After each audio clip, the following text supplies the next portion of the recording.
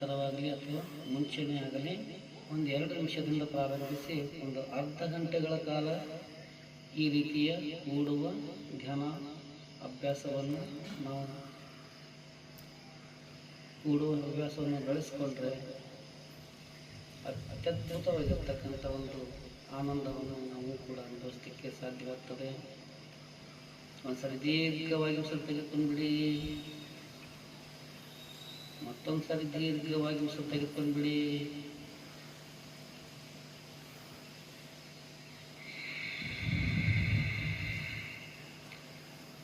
ತಂಪಾದ ವಾತಾವರಣ ಇರೋದರಿಂದ ಕೆಲವೊಂದಿಷ್ಟು ನಾವು ಎಕ್ಸಸೈಸ್ಗಳು ಮಾಡಲಿಕ್ಕೆ ಮನಸ್ಸಿನಿಂದ ತಯಾರಾಗಿರೋಣ.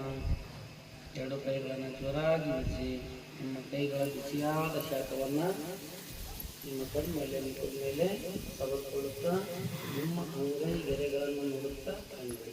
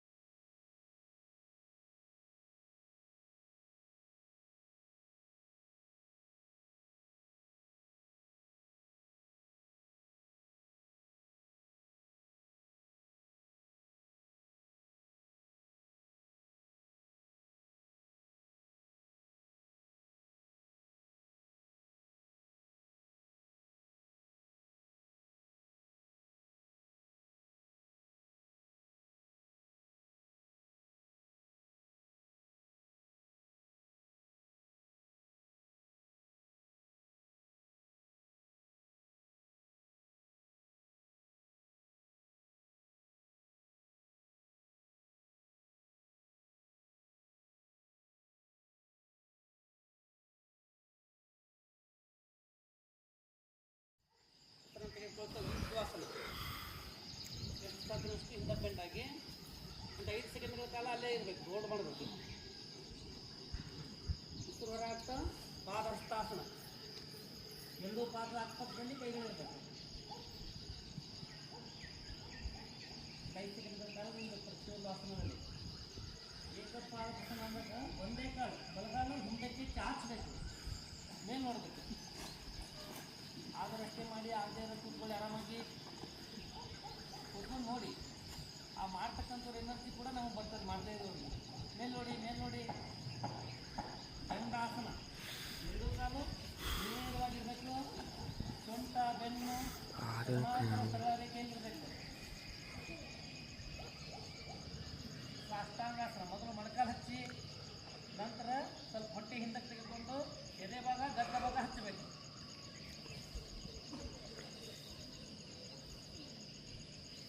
ತೆಗೆದುಕೊಳ್ತಾ ಭುಜಂಗಾಸನ. ಯಾರಿಗಾದ್ರೂ ಸೊಂಟ ನೋವು ಕತ್ತು ನೋವು ಬಂತು ಅಂತಂದರೆ ಈ ಆಸನ ತುಂಬ ಉಪಯುಕ್ತ ಆಗಿರ್ತದೆ. ಭುಜಂಗಾಸನ ಮಾಡೋದ್ರಿಂದ ಸೊಂಟ ನೋವು ಕಡಿಮೆ ಆಗ್ತದೆ, ಬೆನ್ನು ನೋವು ಕಡಿಮೆ ಆಗ್ತದೆ. ಆವಾಗ ಮಾಡಬಾರ್ದು, ಆಗದೇ ಇರುವಾಗಲೇ ಪ್ರಾಕ್ಟೀಸ್ ಮಾಡಬೇಕು. ಮೇಲೆ ನೋಡಿ ಪರ್ವತಾಸನ, ಪಾದ ಹಿಂದೆ ನೆಲಕ್ಕಾಗಬೇಕು, ಗಡ್ಡ ಎದಕ್ಕಾಗಬೇಕು.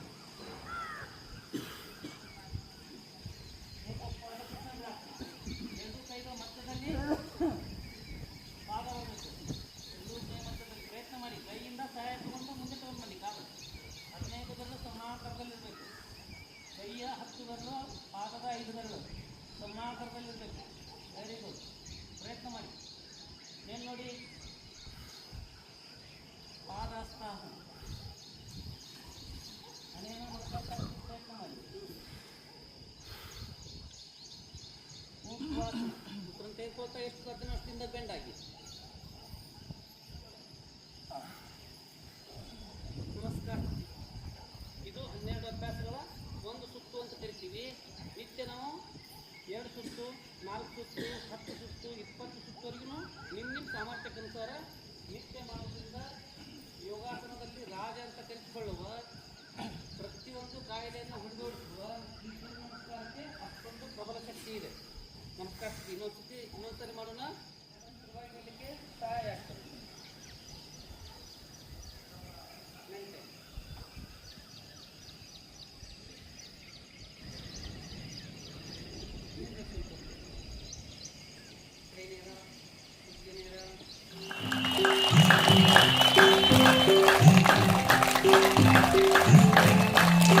ಒಂದು ಹುಟ್ಟಿತು ಭವವೆಂಬ ದುಃಖದ ಹಳುವ.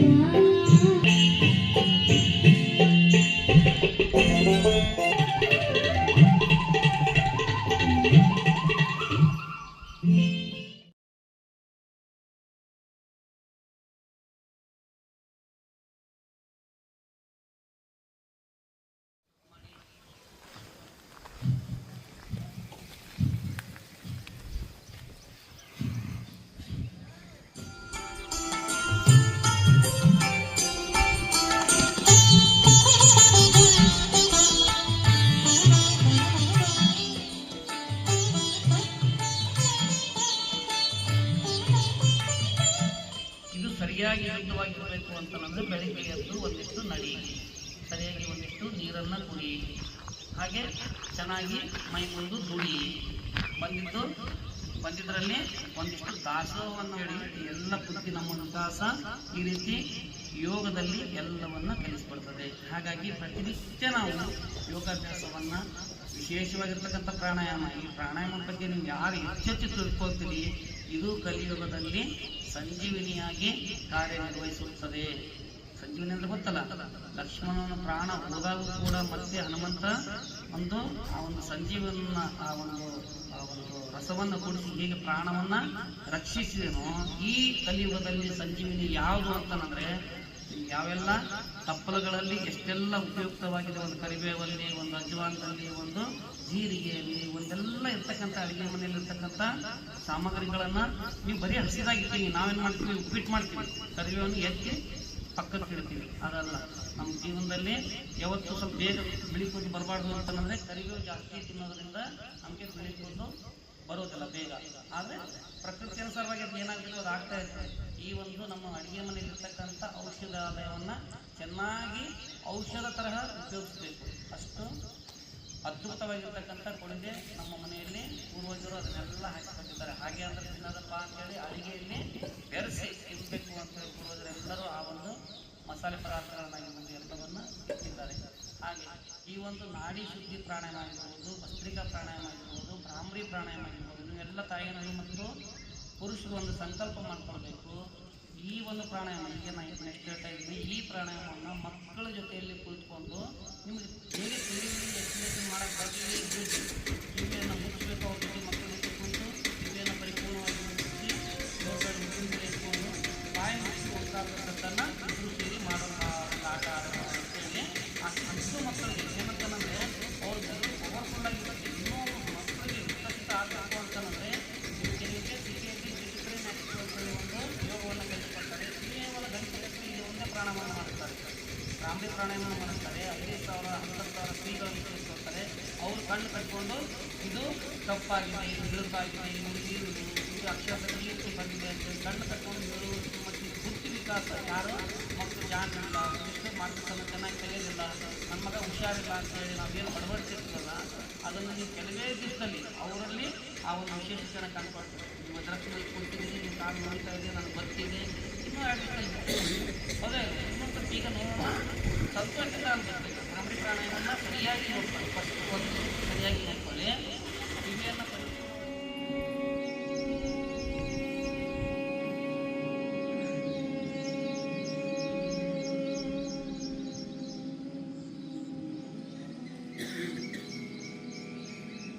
5 ಸುತ್ತು ಮುಂದುವರಿಸಿ, ಎಲ್ಲರೂ 5 ಸುತ್ತು ಮುಂದುವರಿಸಿ.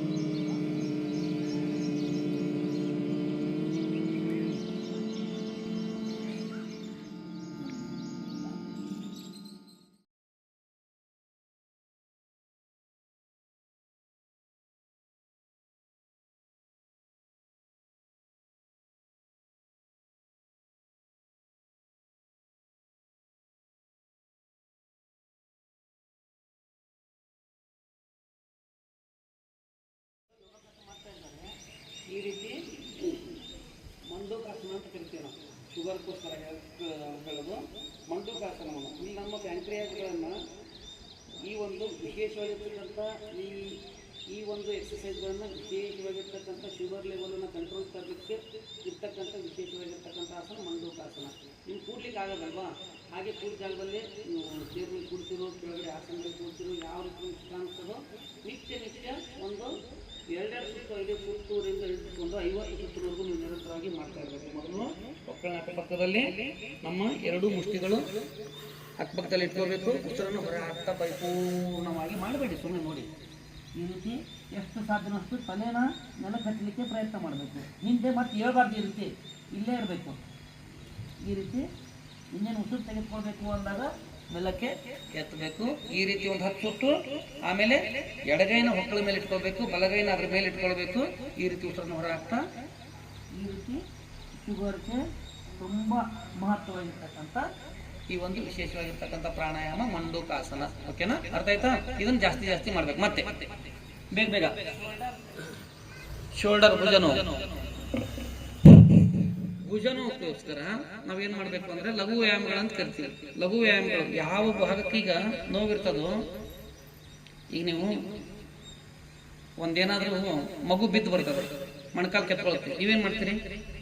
ಏನ್ ಮಾಡ್ತೀರಿ? ಒಂದಿಷ್ಟು ಹೂಗಳನ್ನ ಏನೋ ಹಚ್ಚಿ ಅಲ್ಲಿ ಉಸ್ತರೇ ಇಲ್ಲ ಅಂದ್ರೆ ಯಾವ ಭಾಗಕ್ಕೆ ನೋವಿರ್ತದೋ ಅದೇ ಭಾಗಕ್ಕೆ ಮತ್ತೆ ಎಕ್ಸರ್ಸೈಸ್ ಅನ್ನು ಮಾಡಿಸ್ಬೇಕು. ಉದಾಹರಣೆಗೆ ಈಗ ನಿಮ್ ಶೋಲ್ಡರ್ ನೋವಿದೆ, ಮೊದಲಿಗೆ ಏನ್ ಮಾಡ್ಬೇಕು? ಶೋಲ್ಡರ್ ನೋವು ಇದ್ದಾಗ ಮತ್ತೆ ಜಾಸ್ತಿ ಮಾಡ್ಲಿಕ್ಕೆ ಹೋಗ್ಬಾರ್ದು. ಎಷ್ಟು ಸಾಧ್ಯನೋ ಅಷ್ಟು ಮೊದಲು ಒಂದಿಷ್ಟು ಕೊಬ್ಬರಿ ಎಣ್ಣೆ ಏನು ತಗೊಂಡು ಮೊದಲು ಸಾವಕಾಶ ನಿಮ್ ಕೈಯಿಂದಾನೆ ಮಸಾಜ್ ಮಾಡ್ಕೊಳ್ಬೇಕು. ಸಾವಕಾಶ ಲಘು ವ್ಯಾಯಾಮಗಳು. ಈ ಶೋಲ್ಡರ್ ಭುಜದ ನೋವಿಗೋಸ್ಕರ ನಾನು ನಿಮ್ಗೆ ಈ ರೀತಿ ಮಾಡೋದನ್ನು ತೋರಿಸ್ತೀನಿ. ಸುಮ್ಮನೆ ಈ ರೀತಿ ಕೂಡಿಸ್ಬೇಕು. ಫಸ್ಟ್ ಒಂದು 5 ಸೆಕೆಂಡ್ ಹಿಡಿಬೇಕು, ನಂತರ ಮತ್ತೆ ಈ ರೀತಿ ಹಿಡಿಕೋಬೇಕು. ಒಂದು 5 ಸೆಕೆಂಡ್ ಇಲ್ಲಿ ನಿಲ್ಲಿಸ್ಬೇಕು. ಈ ರೀತಿ ಮೊದಲು ಸಾವಕಾಶ ಮಾಡಿ ಏನ್ ನಿಮ್ಗೆ ರಿಲೀಫ್ ಅನಿಸ್ತಾ ಹೋಗ್ತದೆ. ದಿನೇ ಒಂದು ವಾರ 15 ದಿವಸ ನೀವು ಮಾಡ್ತಾ ಹೋದ್ರಿ ಅಂತಂದ್ರೆ ಈ ರೀತಿ ನಿಮ್ ಶೋಲ್ಡರ್ ಇತ್ತು ಅಂತಂದ್ರೆ ಇಲ್ಲಿ ಎಕ್ಸರ್ಸೈಸ್ ಆಗ್ತದೆ. ಅಲ್ಲಿರ್ತಕ್ಕಂಥ ಒಂದು ವಿಶೇಷ ಒಂದು ಏನಂದ್ರೆ ಅದಕ್ಕೆ ಆಯಿಲಿ ಟೈಪ್ ಅನ್ನ ಬಿಡುಗಡೆ ಆಗ್ತದೆ. ಅಲ್ಲಿರ್ತಕ್ಕಂಥ ನೋವು ನಿವಾರಣೆ ಆಗ್ತದೆ. ಒಂದು 5 ಸುತ್ತಿ ಈ ರೀತಿ, ಒಂದು 5 ಸುತ್ತಿ ಈ ರೀತಿ ನಿಧಾನವಾಗಿ. ಎಷ್ಟು ಸಾಧ್ಯ ನೋವಿದ್ದಾಗ ಜಾಸ್ತಿ ಮಾಡಬಾರ್ದು, ಎರಡೆಡೆ ಹಂತ ಮಾಡ್ಬೇಕು. ಇಷ್ಟೇ ಮಾಡಬೇಕು. ಹೇಗೆ ನೋವು ಕಡಿಮೆ ಆಗ್ತಾ ಹೋಗ್ತದೆ, ನಿತ್ಯದ ನಂತರ ನೀವು ಮಾಡ್ತಾ ಅಭ್ಯಾಸ ಜಾಸ್ತಿ ಹೋಗ್ತದೆ. ಮತ್ತೆ ನೆಕ್ಸ್ಟ್ ಸೊಂಟ ನೋವು. ಬೇಗ ನೋಡ್ಕೊಳ್ಳಿ ಎಲ್ಲರೂ. ಇವು ಔಷಧ ನೆನಪಾಗಬಾರ್ದು, ಇವು ಆಸನಗಳಲ್ಲಿ ನೆನಪಾಗಬೇಕು ನಿಮ್ಗೆ. ಸೊಂಟ ನೋವು ಬಂದಾಗ ಈ ರೀತಿ ಮಕರಾಸನ. ಯಾವುದು ಅಂದ್ರೆ ಏನು? ಕ್ರೊಕೊಡೈಲ್, ಮೊಸಳೆ ಹಾಗೆ ಈ ರೀತಿ ಸೊಂಟ ನೋವು ಬಂದಾಗ ಮೊದಲಿಗೆ ನಿಧಾನಾಗಿ ಫಸ್ಟ್ ನೀವು ಬೆಳಿಗ್ಗೆ ಎದ್ದೇಳ್ತಿರಲ್ಲ, ಒಂದು 5 ನಿಮಿಷ ಈ ರೀತಿ ಮಲ್ಕೊಂಡ್ಬಿಟ್ಟು ಆಮೇಲೆ ಹೇಳ್ಬೇಕು. ಈ ರೀತಿ ಬೆನ್ಮೂಳೆನ ರಿವರ್ಸ್ ಆಗಿ ಮಾಡಿಬಿಟ್ಟು ಈ ರೀತಿ ಸಾಧ್ಯ ಆದರೆ ಒಂದೊಂದೇ ಕಾಲನ್ನ ಈ ರೀತಿ ಒಂದು 5 ನಿಮಿಷ ಮಾಡಿ ನೀವು ನಿಮ್ಮ ಸೊಂಟ ನೋವನ್ನ ನಿವಾರಣೆ ಮಾಡ್ಕೋಬಹುದು. ಸೊಂಟ ನೋವು, ಬೆನ್ನು ನೋವು, ಕತ್ತು ನೋವು. ಎಲ್ಲರೂ ಆರೋಗ್ಯವಂತರಾಗಿದ್ದೀರಿ. ಕೊಂಪಣಾಚಾರ ನೀವು ನೋಡ್ರಿ ಹೆಂಗ ಈ ವಯಸ್ಸಿನಲ್ಲಿ ಅವ್ರು ಒಟ್ಟ ಯಾವುದೂ ಇಲ್ಲ, ಇದ್ದಿದ್ದು ಅನುಭವಿಸ್ತಾರೆ, ಮಸ್ತಾಗಿರ್ತಾರೆ, ಕುಡಿಸ್ಕೊಂತ ಮನೆಯಲ್ಲಿ ಆರೋಗ್ಯವಂತರಾಗಿರ್ತಾರೆ. ಅಂದ್ರೆ ನಾವು ಅಂಥವ್ರು ಒಡನಾಟ ಮಾಡ್ಬೇಕು. ಬೆಳಿಗ್ಗೆದವ್ರು ಹಾಕಿ ಹೋಗ್ತಿರ್ತಾರೋ ಅಥವಾ ಮಠಕ್ಕೆ ಹೋಗ್ತಿರ್ತಾರೋ. ನಮ್ಗೆ ಸಜ್ಜನ ಸಂಘ ಇಲ್ಲ ನೋಡ್ರಿ. ಸಜ್ಜನರ ಸಂಘ ಸಜ್ಜನಗರ ಅವರು ಹೆಸರಿಂದನೂ ಸಜ್ಜನಗರ. ಅವರು ಒಂದು ಕಾಯಕದಲ್ಲಾಗಿರ್ಬೋದು. ಅಂದ್ರೆ ಯಾಕೆ ಹೇಳ್ತೀನಿ ಅಂತಂದ್ರೆ ಅವ್ರು ನಮ್ಗೆ ಇನ್ಸ್ಪಿರೇಷನ್. ಈಗ ನಮಗೊಂದು ದಾರಿದೀಪ ಆಗಿದ್ದಾರೆ ಅಂತಂದ್ಮೇಲೆ ಅವರಲ್ಲಿ ಅಂತ ಉತ್ಕೃಷ್ಟ ವಿಚಾರಗಳಿದ್ದಾಗ ಆ ಒಂದು ಉನ್ನತ ಸ್ಥಿತಿಯ ವಿಚಾರಗಳನ್ನು ಮಾಡ್ಲಿಕ್ಕೆ ಸಾಧ್ಯ ಆಗ್ತದೆ. ಯಾರೋ ಇಲ್ಕಲ್ಲಿರೋಂಗ ಹೋಗಿ ಕರೆದು ಈ ಹುಡುಗ ಈ ವಯಸ್ಸಿನಲ್ಲಿ ಇಷ್ಟೆಲ್ಲ ಸೇವೆ ಮಾಡ್ತಾ ಇದ್ದಾನಂತಂದ್ರೆ ಅವ್ನಿಗೆ ಯಾಕೆ ಗುರುತಿಸಬಾರ್ದು ಅನ್ನೋ ಬುದ್ಧಿ ಇದು ಎಲ್ಲರಿಗೂ ಬರಲ್ಲ. ಇಲ್ಲ ಕಲ್ಗಲ್ಗ ಹೆಲ್ಪ್ ಕರ್ಸೋಣ, ಇಲ್ಲಿ ಯಾರಿಗೋ ಒಬ್ಬರಿಗೆ ಹೆಲ್ಪ್ ಕರ್ಸೋಣ, ಅವ್ರಿಂದ ಅವ್ರಿಗೆ ಹೆಲ್ಪ್ ಮಾಡಿಸೋಣ, ಇಂಥ ಸದ್ಬುದ್ಧಿ ಭಗವಂತ ಎಲ್ಲರಿಗೂ ಕೊಡೋದಿಲ್ಲ. ಅದು ಅಂತ ಉತ್ಕಟ ಇಚ್ಛೆ ಇದ್ದಲ್ಲಿ ಮಾತ್ರ ಸಾಧ್ಯ ಆಗ್ತಾ ಇರ್ತದೆ. ಹಾಗಾಗಿ ನನಗೆ ಬಹಳ ಆನಂದ. ನಾ ಇಲ್ಲೇ ಅಲ್ಲ, ನಾ ಎಲ್ಲೇ ಕಾರ್ಯಕ್ರಮ ಮಾಡುವಾಗ ಅವ್ರ ಹೆಸರು ಬಳಸ್ಕೊಂತ ಇರ್ತೀನಿ. ಯಾಕಂತಂದ್ರೆ ಒಂದು ಒಳ್ಳೆಯ ಕಾರ್ಯಕ್ರಮ ಮಾಡೋರಿಗೆ ಅವ್ರು ಸಪೋರ್ಟ್ ಮಾಡೋರೇ ಇಲ್ಲ. ಇವತ್ತು ಅವ್ರು ಮಾಡ್ತಾ ಇದ್ದಾರೆ ಅಂತಂದ್ರೆ ಹೆಡ್ಸ್ ಅಪ್ ಸರ್. ಏನಾದ್ರು ಇಲ್ವಾ ಕೈಯಲ್ಲಿ ಆರಾಮ ಇದ್ದೀರಾ? ತಲೆನೋವು ಬಂತು ಅಂತಂದ್ರೆ ಈ ರೀತಿ ಉಸಿರನ್ನು ಹಿಡಿದುಕೊಂಡು ಮಾಡ್ಬೇಕು ಅಂತ ಹೇಳ್ತೀನಿ. ಓಕೆನಾ? ಇಲ್ಲಿ ಅಲಕ್ಷ್ಯ ಮಾಡಬಾರ್ದು. ಈ ರೀತಿ ಉಸಿರನ್ನ ತೆಗೆದುಕೊಂಡಾಗ ಉಸಿರನ್ನ ಹಿಡಿದಿಟ್ಕೊಂಡು ಈ ಕೈಗಳಿಂದ ಒತ್ತಡ ಹಾಕಿದಾಗ ಮಾತ್ರ ನಮ್ಮ ತಲೆನೋವು ಕಡಿಮೆ ಆಗ್ತದೆ. ಮತ್ತೆ ಹಾಗ ಸುಮ್ಮನೆ ತಲೆ ಹಿಡ್ಬೇಕು ಅಂತಂದ್ರೆ ಮತ್ತೆ ಚಿಂತೆ ಹೆಚ್ಚಾಗ್ತದೆ. ತಲೆನೋವು ಬರ್ತದೆ ಹೇಳಿ ನೋಡೋಣ.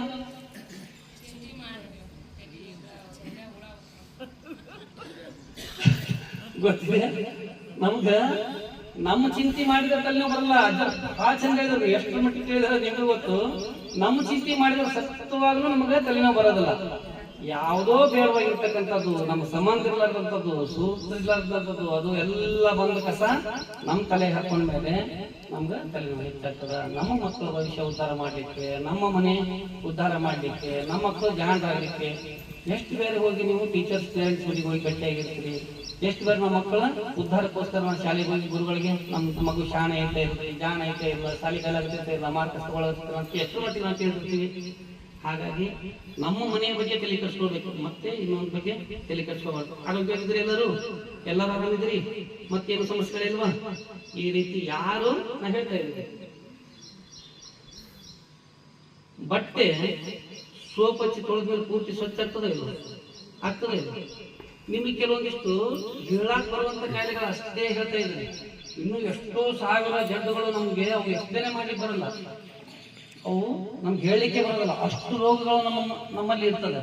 ಹಾಗಾಗಿ ನಾವು ಏನ್ ಮಾಡ್ಬೇಕು ಅಂದ್ರೆ, ಹೇಗೆ ಬಟ್ಟೆನ ಒಂದು ಚೆನ್ನಾಗಿ ಸೋಪ್ ಹಚ್ಚಿ ಉಜ್ಜಿ ಬಡದು ತೊಳೆದ ಮೇಲೆ ಪರಿಪೂರ್ಣ ಬಟ್ಟೆ ಸ್ವಚ್ಛ ಆಗ್ತದೋ, ಹಾಗೆ ನಿಮ್ಗೆ ಹೇಳೋಕ್ ಬರುವಂತ ಕಾಯಿಲೆಗಳಿರ್ಬೋದು, ಹೇಳದೆ ಬರದೇ ಇರ್ತಕ್ಕಂಥ ಕಾಯಿಲೆ ಇರ್ಬೋದು, ನೀವು ನಿತ್ಯ ಎದ್ದು ಸೂರ್ಯ ನಮಸ್ಕಾರ, ಆಸನ, ಪ್ರಾಣಾಯಾಮ ಮಾಡಿದ ಮೇಲೆ ನಿಮ್ಗೆ ಯಾವ್ದಾದ್ರು ರೋಗ ಇರ್ಲಿಕ್ಕೆ ಸಾಧ್ಯನಾ?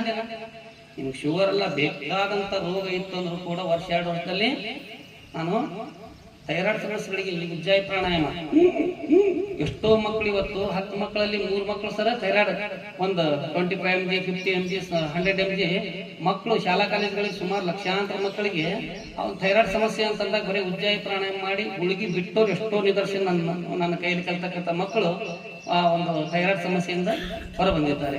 ಹೀಗೆ ಪ್ರತಿಯೊಂದಕ್ಕೂ ನಮ್ಮ ಪತಂಜಲಿ ಮಹರ್ಷಿಗಳು ಪ್ರತಿಯೊಂದು ರೋಗಗಳಿಗೂ ಕೂಡ ಆಸನಗಳು, ಪ್ರಾಣಾಯಾಮಗಳು, ಇಂಥ ವಿಶೇಷವಾಗಿರ್ತಕ್ಕಂಥ ಮುದ್ರಾ ಪ್ರಾಣಾಯಾಮಗಳನ್ನು ಹಾಕಿ ಹೋಗಿದ್ದಾರೆ. ಆದ್ರೆ ಇವತ್ತು ನಾವು ಕಲಿತಿಲ್ಲ, ನಮ್ಮ ಮಕ್ಕಳು ಕಲಿತಾ ಇಲ್ಲ. ತಲೆನೋವು ಬಂದೈತಿ, ಹೋಗಲ್ಲೇ ಅಣ್ಣರ ಅಂಗಡಿಗೆ ಒಂದು 2 ರೂಪಾಯಿ ಗುಳಿಗೆ ತೊಗೊಂಬ ಅಂತೇಳಿ ಸರಳ ಕಳಿಸ್ಬಿಡ್ತೀವಿ. ಅವ್ರು ಏನ್ ಮಾಡ್ತಾರೆ ಮತ್ತೆ, ಆಯ್ತು ಬರಪ್ಪ ಅಂತೇಳಿ ತಲೆನೋವು ಒಂದು ಗುಳಿಗೆ, ಮತ್ತೊಂದು ಗುಳಿಗೆ, ಈ ರೀತಿ ಅತಿಯಾದ ಗುಳಿಗೆಯನ್ನ ಅನಾವಶ್ಯಕ ತಗೊಳ್ಕೊಳ್ಳೋದು ಬೇಡ. ಅವ್ರ ವ್ಯಾಪಾರ ಕಮ್ಮಿ ಆದ್ರೂ ಚಿಂತೆ ಇಲ್ಲ.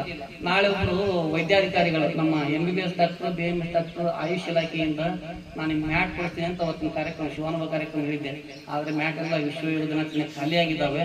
ಆದ್ರೆ ನಿಮ್ ಪ್ರೋಟೀನ್ ಪ್ರಾಡಕ್ಟ್ 1,000 ರೂಪಾಯಿ ಬೆಲೆ ಬಾಳುವ ಪ್ರೋಟೀನ್ ಪ್ರಾಡಕ್ಟ್ ಅನ್ನ ಅವ್ರದ್ದು ಏನೇನಿದೆಯೋ ಏನೇನಿಲ್ಲ ಸ್ಟಾಕ್ ಗೊತ್ತಿಲ್ಲ, ನಾಳೆ ಒಂದಿನ ನಮಗೂ ಬಂದು ನಮ್ಗೆ ಭೇಟಿ ಕೊಡ್ರಿ ಅಂತ ಹೇಳಿದ್ದೀನಿ. ಅಂದ್ರೆ ವೈದ್ಯಾಧಿಕಾರಿಗಳು ಅವ್ರ ಸೇವೆನೆ ಸರಿಸುಮಾರು 10-20 ಲಕ್ಷ ತಿಂಗಳ ಅದು ಒಂದು ಪ್ರಾಡಕ್ಟ್ ಅನ್ನ ಬರ್ತದೆ, ಔಷಧ ಬರ್ತದೆ ಆಯುಷ್ ಇಲಾಖೆಯಲ್ಲಿ. ಅಲ್ಲಿ ಯಾರೊಬ್ರು ಹೋಗೋದಿಲ್ಲ, ಆಯುಷ್ ಇಲಾಖೆ ಆಸ್ಪತ್ರೆಗೆ ಯಾರೊಬ್ರು ಹೋಗಲ್ಲ. ಈಗ ನಾವು ಈ ಒಂದು ಆಸ್ಪತ್ರೆಗಳಿಗೆ ಹೋಗ್ತಿದ್ವಿ, ಆದ್ರೆ ನಮ್ಮ ಸರ್ಕಾರದಿಂದ ಸರಿಸುಮಾರು ಎಷ್ಟೋ ದುಡ್ಡುಗಳು ಬರ್ತಾ ಇದೆ. ಅಲ್ಲಿ ಔಷಧಿಗಳು ಉಚಿತವಾಗಿರ್ತದೆ. ಅದೇನು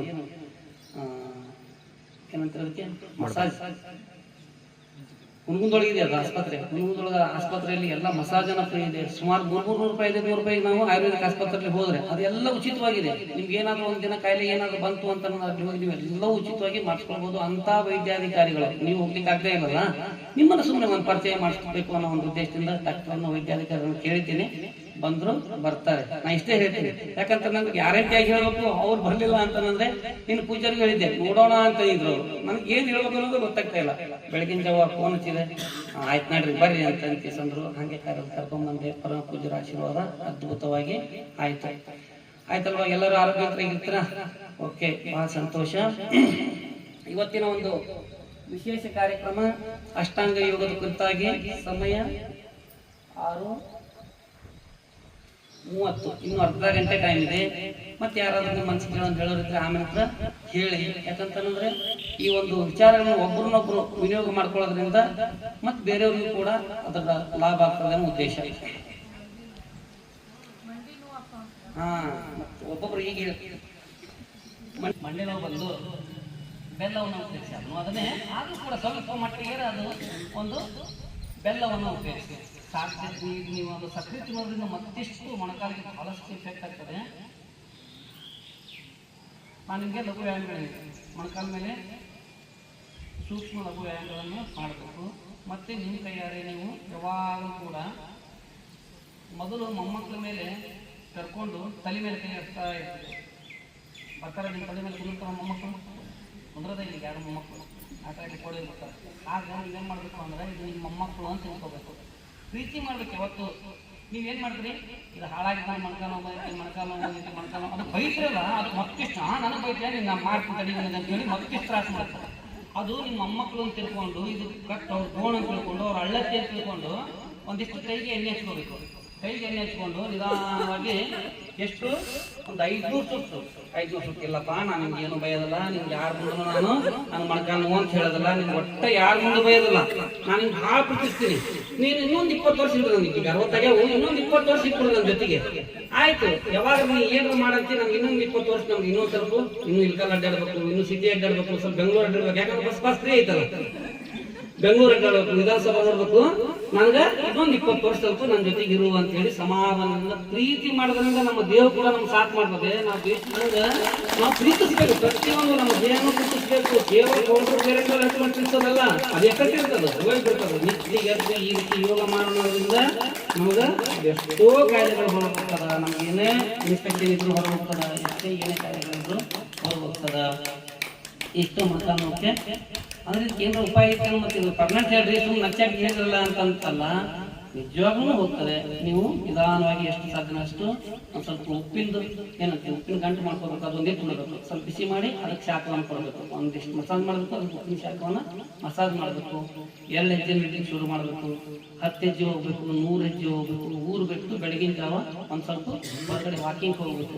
ವಾಕಿಂಗ್ ಹೋಗ್ಬಿಟ್ಟು ಈ ರೀತಿ ಕಟ್ಟೆ ಮೇಲೆ ಕೂತ್ಕೊಂಡು ಕಿಸಿ ಬೆರಳುಗಳು ಮುಂದೆ ಹಿಂದಕ್ಕೆ ಮಾಡಿದರೆ ಅಲ್ಲೇ ವಿಶೇಷವಾಗಿರ್ತಕ್ಕಂಥ ಒಂದು ಜಲ್ ಉಂಟಾಗಿ ನಿಮ್ಮ ಮೊಣಕಾಲು ನೋವು ಕೂಡ ನಿವಾರಣೆ ಆಗ್ತದೆ. Okay sir, okay. ಅಷ್ಟಾಂಗ ಯೋಗದಲ್ಲಿ ಒಂದ್ಸರಿ ಬಾಯಿ ಬಿಟ್ಟು ಎಲ್ಲರೂ ಹೇಳಿ, ಯಮ ನಿಯಮ ಆಸನ ಪ್ರಾಣಾಯಾಮ ಪ್ರತ್ಯಾಹಾರ ಧಾರಣ ಧ್ಯಾನ ಸಮಾಧಿ ಇಷ್ಟು ನಾವು ಯೋಗ ಮಾಡ್ತೀವಿ ಅಂತಂದ್ರೆ ಈ 8 ಸೂತ್ರಗಳು ನಮಗೆ ಗೊತ್ತಿರಬೇಕು. ಈಗ ನಾವು ಯಮ ಹೇಳಿದ್ದೀವಿ, ನಿಯಮ ಹೇಳಿದ್ವಿ, ಪ್ರಾಣಾಯಾಮ ವಿಶೇಷವಾಗಿರ್ತಕ್ಕಂಥ ಪ್ರಾಣಾಯಾಮ ಎಷ್ಟು ಜಾಸ್ತಿ ಮಾಡಲಿಕ್ಕೆ ಇಚ್ಛೆ ಪಟ್ಟು ಮಾಡ್ತೀರಿ, ಅದು ತುಂಬ ಲಾಭದಾಯಕ. ನಿಮ್ಮೊಳಗೆ ನೀವು ಅದನ್ನು ಅನುಭವಿಸ್ತೀರಿ. ಪ್ರಾಣಾಯಾಮ ಯಮ ನಿಯಮ ಆಸನ ಪ್ರಾಣಾಯಾಮ ಪ್ರತ್ಯಾಹಾರ, ಯಾವ್ದು ಊಟ ಮಾಡಬೇಕು ಯಾವ್ದು ಊಟ ಮಾಡಬಾರ್ದು ನಮ್ಗೆಲ್ಲ ಗೊತ್ತಿದೆ. ಸಾಧ್ಯವಾದಷ್ಟು ಕರಿದೇ ಇರ್ತಕ್ಕಂಥ, ಒಗ್ಗರಣೆ ಹಾಕದೇ ಇರ್ತಕ್ಕಂಥ ಗಜರಿ ಸೌತಿಕಾಯಿ ಹೇಗೆ ತಿಂತೀವಲ್ಲ ಆ ರೀತಿ ಹಾಗಲಕಾಯಿನೂ ಕೂಡ ನೀವು ಅಷ್ಟು ರುಚಿಯಾಗಿ ತಿನ್ನಲಿಕ್ಕೆ ಇಷ್ಟಪಡಬೇಕು. ಅಂದಾಗ ನಿಮ್ಗೆಲ್ಲ ಆರೋಗ್ಯ ತಗೊಂತಾನೆ. ಪ್ರತ್ಯಾಹಾರ ಅಂದ್ರೆ ಪ್ರಕೃತಿಯಲ್ಲಿ ಏನ್ ಸಿಗ್ತದೋ ಅದನ್ನ ಹಾಗೇ ತಿನ್ನೋದು, ಎಷ್ಟು ಸಾಧ್ಯ ಹಾಗೆ ತಿನ್ನಲಿಕ್ಕೆ ಪ್ರಯತ್ನ ಮಾಡೋದು. ಹಾಗಾಗಿ ಇಂಥ ಒಂದು ಪ್ರತ್ಯಾಹಾರದ ಸದುಪಯೋಗವನ್ನು ತಾವು ಪಡ್ಕೊಂಡು ಸಾಧ್ಯದಷ್ಟು ನಿಮ್ಗೆಲ್ಲ ಕಾಯಿಲೆಗಳು ಕಾಡ್ತಾ ಇದೆ ಅಂತಂದ್ರೆ ಮೊದಲಿಗೆ ಹೋಗಿದ್ರು ಹೇಳ್ತಿದ್ರು, ಏನ್ ಹೇಳ್ತಿದ್ರು, ಪತ್ತೆ ಮಾಡಬೇಕು, ಕರಿದ ಪದಾರ್ಥಗಳನ್ನ ಬದ್ನಿಕಾಯಿ ಮೆಣಸಿಕಾಯಿ ಅಂತ ಪದಾರ್ಥಗಳನ್ನ ತಿನ್ನಬಾರ್ದು. ಈಗ ಡಾಕ್ಟರ್ ಹೇಳ್ತೀರ, ಬೆಕ್ಕ ತಿನ್ರಿ, ಮತ್ತೆ ಎದುರಿಸ್ಬಿಟ್ಟು ನನ್ನ ಕಡೆ ಬರ್ರಿ. ಹೌದಲ್ಲ ಸರ್, ಬೆಕ್ಕ ತಿನ್ರಿ, ಪತ್ತೇನೇ ಇಲ್ಲ, ಬೆಕ್ಕ ತಿನ್ರಿ ಮತ್ತೆ ಎದುರಿಸ್ಬಿಟ್ಟು ನನ್ನ ಕಡೆ ಬರ್ರಿ ಅಂತ ಹೇಳ್ತಾರೆ. ಮೊದಲಿನ ಆಸ್ಪತ್ರೆ ವೈದ್ಯಾಧಿಕಾರಿಗಳು ಭಾಳ ಒಂದು ಹಳೇ ಒಂದು ಗುಡಿಸದೊಳಗಿರ್ತಿದ್ರು, ತಮ್ಮ ಇರ್ತಕ್ಕಂಥ ಏನೋ ಒಂದಿಷ್ಟು ಆಯುರ್ವೇದ ಪುಡಿಗಳನ್ನು ಕೊಟ್ಟು ಕಳಿಸಿದ್ರು. ಇವತ್ತ ಮೊನ್ನೆ ಹೇಳ್ಬಾರ್ದು ಗೊತ್ತಿಲ್ಲ, ಮೊನ್ನೆ ಒಂದು 3 ತಿಂಗಳ ಹಿಂದೆ ಬಾಗಲಕೋಟೆಗೆ ಹೋಗಿದ್ದೆ. ಅಲ್ಲಿ ಒಂದು ಖಾಲಿ ನೆಲ ಇತ್ತು, ಏನು ಖಾಲಿ ನೆಲ ಇತ್ತು. 3 ತಿಂಗಳ ನಂತರ ಅಲ್ಲಿ ಹೋಗಿದ್ದಪ್ಪ ಅಂತಂದ್ರೆ ಒಂದು ಭವ್ಯವಾದ ಆಸ್ಪತ್ರೆ ಐತೆ. ಎಷ್ಟು ತಿಂಗಳಲ್ಲಿ? 3 ತಿಂಗಳಲ್ಲಿ. ಅದು ಹೆಂಗಾಗ್ಲಿಕ್ಕೆ ಸಾಧ್ಯ?